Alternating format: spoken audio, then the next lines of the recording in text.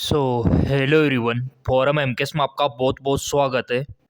जैसा कि आप यहाँ पे ऑफिशियली न्यूज़ देख पा रहे होंगे, नीट 2025 को लेके शिक्षा मंत्री की तरफ से बहुत ही बड़ा आदेश यहाँ पे आ चुका है और उन्होंने काफ़ी कुछ यहाँ पे बताया है नीट 2025 के बारे में।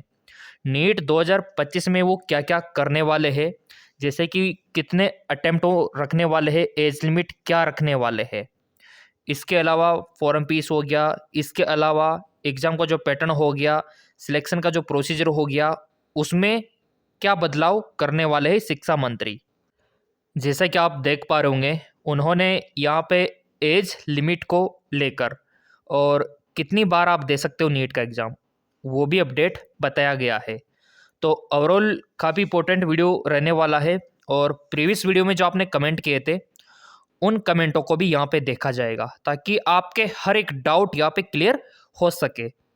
तो यहाँ पे पहले देखो आप, नीट एज लिमिट कितनी बार और किस उम्र तक दे सकते हैं नीट परीक्षा। अब 2025 में अगर आप दोगे तो आपके लिए क्या टर्म एंड कंडीशंस रखी गई है। डॉक्टरी की पढ़ाई के लिए नीट परीक्षा देनी होती है। कई कैंडिडेट के मन में परीक्षा के नियमों को लेकर कई प्रकार के कंफ्यूजन देखे जाते हैं। इन्हीं में से एक सवाल यह भी आता है कि वह कितनी बार नीट परीक्षा दे सकता है, क्योंकि आपको पता है कि एक बार दोगे तो ज़रूरी नहीं है कि आपका सिलेक्शन हो, दो बार दोगे तो भी हो सकता है कि ना हो सिलेक्शन। तो क्या तीसरी बार आपको गवर्नमेंट नीट का एग्ज़ाम देने देगी या फिर आपको बाहर कर देगी कि बस दो बार हो गया खूब है। क्या आपकी एक जो स्पेसिफिक उम्र है उसी तक नीट का एग्ज़ाम आप दे सकते हो। जैसे कि अगर आपका एज 17 साल है, 18 साल है, तो क्या 19 के हो जाओगे तो क्या गवर्नमेंट नहीं देने देगी, 21 साल वालों को नहीं देने देगी क्या। ये सब यहाँ पे आ चुका है अपडेट, क्योंकि आपके मन में ये डाउट था तो ये शिक्षा मंत्री ने क्लियर कर दिया हमारे चैनल के माध्यम से, तो आप तक पहुँच गया। अब देखो, इनसे जुड़े जो सवाल है वो यहाँ पे हम बताने वाले हैं।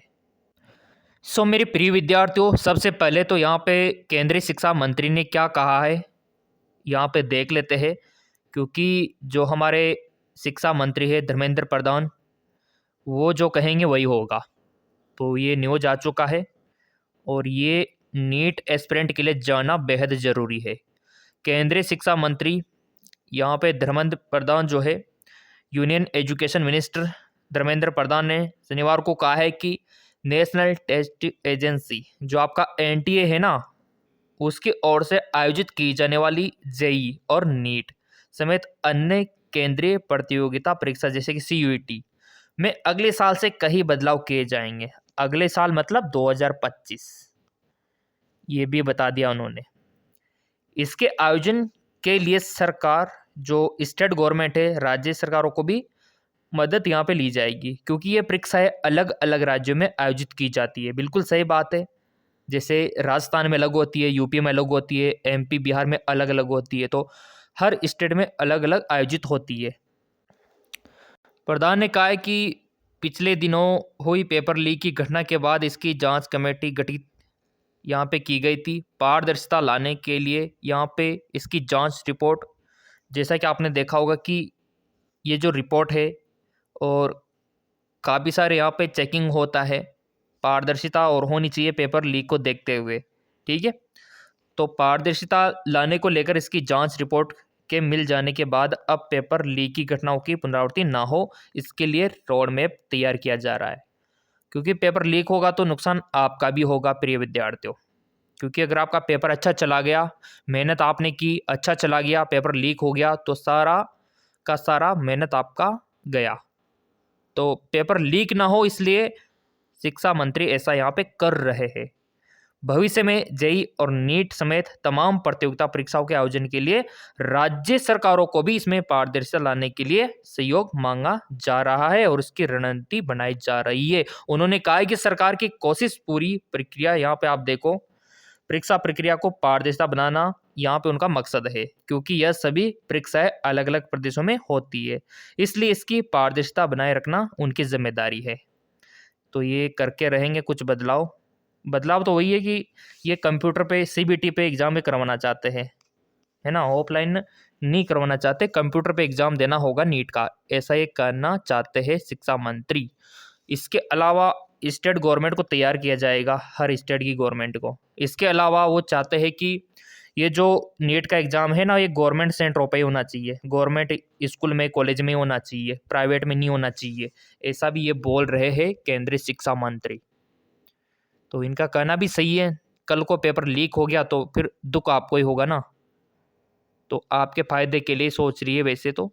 और ये अटेम्प्ट वगैरह जो ख़त्म करना चाहती है, तो अटेम्प्ट का क्या है, वो अटेम्प्ट का था पहले कि आप तीसरी बार नीट का एग्ज़ाम नहीं दे सकते, है ना, ये ऐसा लागू कर दिया था बीच में, लेकिन अब ये हटा दिया क्योंकि काफ़ी बार बच्चों से नहीं हो पाता, हेल्थ इशू के कारण रह जाते हैं, तो अब एज लिमिट वगैरह को ख़त्म कर दिया। अभी मैं आपको दिखा देता हूँ इसका अपडेट, क्योंकि इसको लेके विद्यार्थी काफ़ी कंफ्यूज थे, सर इसका क्या होगा।